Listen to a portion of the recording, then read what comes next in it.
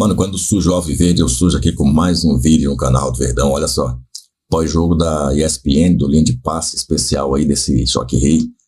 São Paulo 1, Palmeiras 1. O pessoal vai falar bastante aí sobre esse jogo, os lances polêmicos, as tretas e tudo mais. Teve confusão no vestiário da arbitragem, hein? Teve tumulto no Morumbis. Vamos ver tudo depois que você deixar seu like aqui no vídeo e também já preparar seu comentário. Eu espero que você já seja inscrito aqui do canal, hein? Espero que você já seja inscrito. Não vai me fazer satisfeita de não ser inscrito. Se é, clica aí, se inscreva-se. Se inscreva-se é ótimo, hein? Inscreva-se. Vamos ver a polêmica, a treta que teve aí, ó, e os comentários aí sobre São Paulo 1, Palmeiras 1. Ótimo, boa noite a todos. Abraço ao Fã de Esportes. Bem, no Campeonato Paulista não tem Corinthians, no Campeonato Carioca não tem Botafogo e o São Paulo vai para a última rodada aí, vamos ver o que acontece, né? São muitas emoções. Mas, por falar em emoção, eu achei o Clássico do Rio mais emocionante, apesar de não valer tanta coisa, valia para o Botafogo, mas que ainda ia ter que secar o Vasco, que era meio difícil contra a Portuguesa. Valia, a Fluminense ficou em quarto com esse resultado. Então, mas você viu, mas colocou o time em reserva, só quis correr atrás depois, né? Afinal de contas, veio de decisão, enfim. E aqui, no segundo tempo, aí o jogo foi mais legal, esse Palmeiras e São Paulo. E passa a ser legal, e aí eu começo a questionar até onde isso é legal, a partir de momentos de polêmicas, de pênalti, foi pênalti, não foi pênalti, né? Não é legal porque o cara deu 3 chapéus, 2 canetas e fez um golaço, não. Legal por isso, ó. Valeu o pênalti, não valeu, vai lá, olha o VAR, etc. Mas, enfim, vamos seguindo aí para a fase final desses campeonatos. Legal para debate, talvez não tão legal para o futebol. Vitor Birner, boa noite para você, quero te ouvir. Tudo bem, Dani? Boa noite a você, ao Mauro, André, Bubu, aos fãs do esporte. Eu achei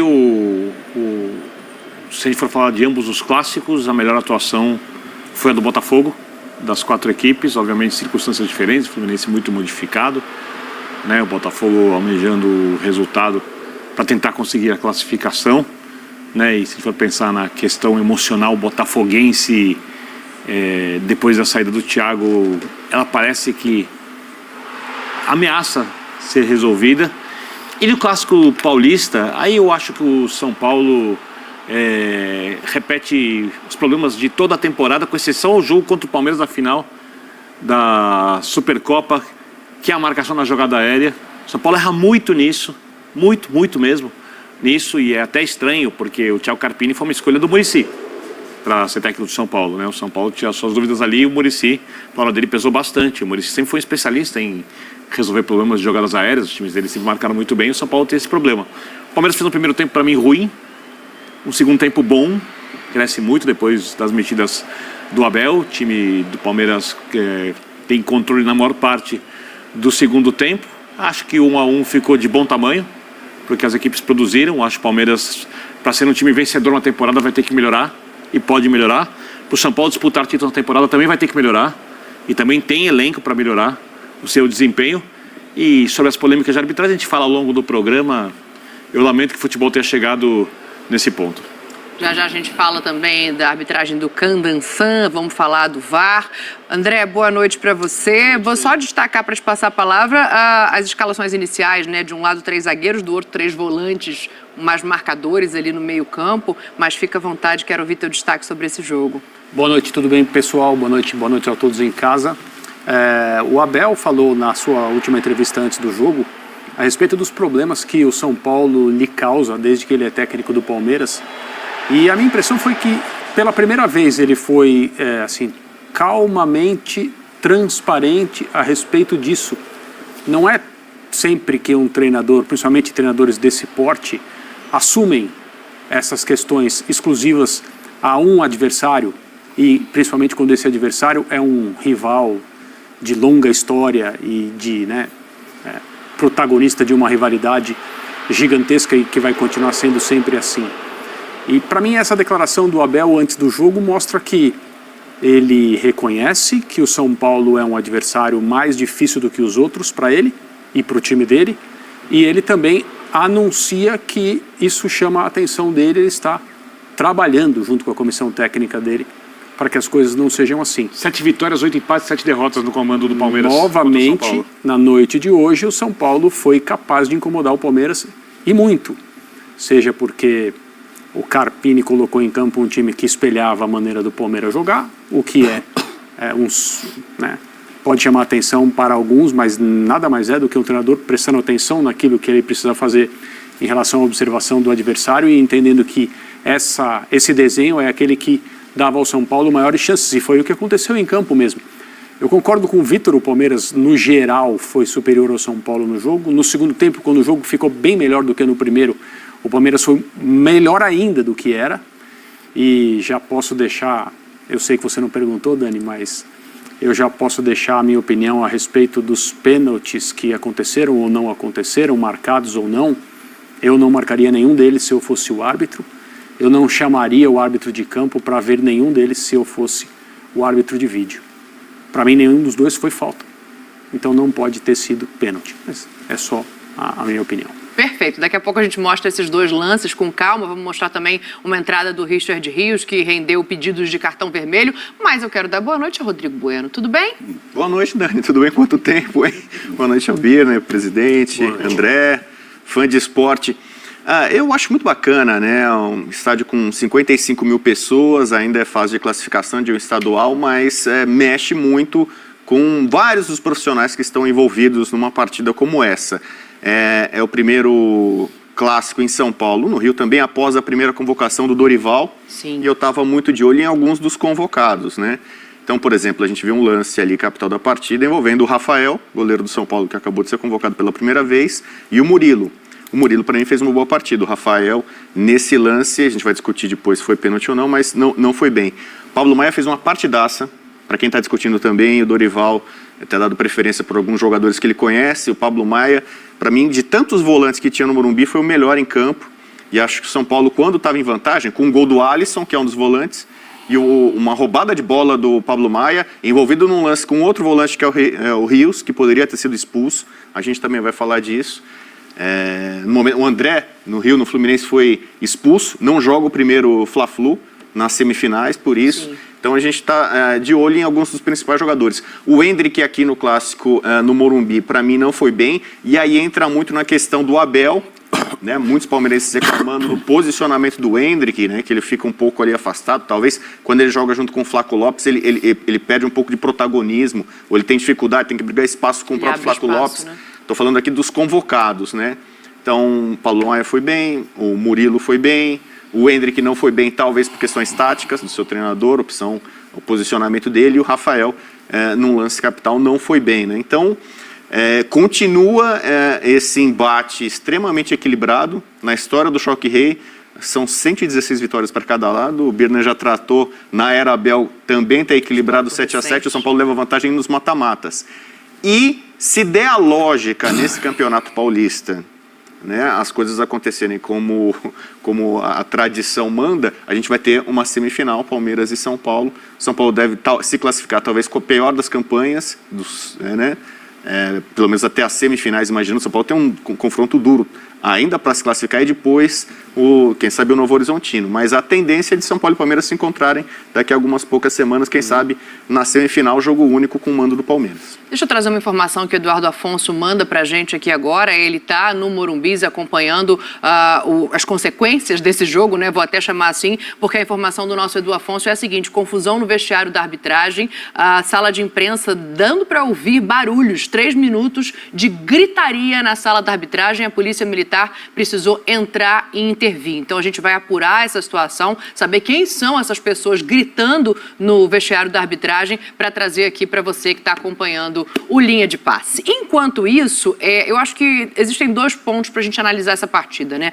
Um é do viés da arbitragem e o outro é do viés de jogo. Eu já vou entrar nessa questão de arbitragem, a gente está apurando aqui melhor as informações trazidas pelo Edu Afonso, mas eu queria aproveitar um gancho do Rodrigo Bueno em relação ao Endrick, porque eu acho que pode ser um ponto para a gente começar a falar desse jogo, assim. O tanto que o não desempenho do Endrick hoje tem a ver com as escolhas do Abel, ou tanto que ele também pode ter a ver com as escolhas do próprio Carpini, quando ele coloca ali um esquema diferente e tenta anular esse jogador, né? Tá todo mundo hoje prestando atenção no Endrick. Quero ouvir vocês sobre isso. Eu acho que tem a ver com o posicionamento do Abel, sim. Eu acho que ele começa muito pelo lado direito. Sim. Né? Ao invés de estar ali mais centralizado, mais perto da área, ele poderia ser mais decisivo. Ele fica muito... tem até um amigo que mandou aqui num grupo, colocou o Endrick, o melhor jogador do Brasil, de ajudante de lateral e tal. Palmeirense reclamando, né? Cornetando o Abel.